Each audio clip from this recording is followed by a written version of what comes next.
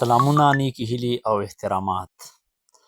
دا د ضلع شانګلې تحصیلي پورن ماچکانډۍ وروستو پاتې علاقه لنډۍ بیله ده چې دې ته سیلابونو سخت زیان وراړولی او نن په 5 ورځ باندې د ریسکیو د ټیم سره موږ لار ومونده چې هغه علاقو ته تګ وکړو په کومو کې چې کورونه پسو شوي.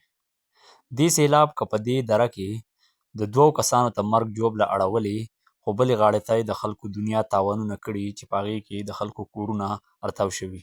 دا کم کور چې په تصویر کې ښکاري دا د دې ځای د اوسېدونکي غني ماما کور دی چې د دې شاته په دې خټ کې یو جومات او د دغه جومات د راتاوېدو د لاسه کور د ملبې د لاندې دی.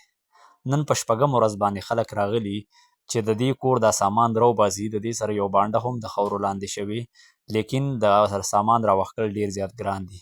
د سړک د نشوالي د لاسه دلته خلک هم نشي راتلی او بل کم امدادي سامانونه چې دي هغه دې درې ته بره نشي راتلی او دا خلک په امدادي سامان پسې د 2 غنټو دپاره تګ کوي او ځان بیلې ته رسوي. نو پکار دا ده چې دې خلکو ته د روډ یو لیکه برابر شي چې د دوی ژوند روان شي.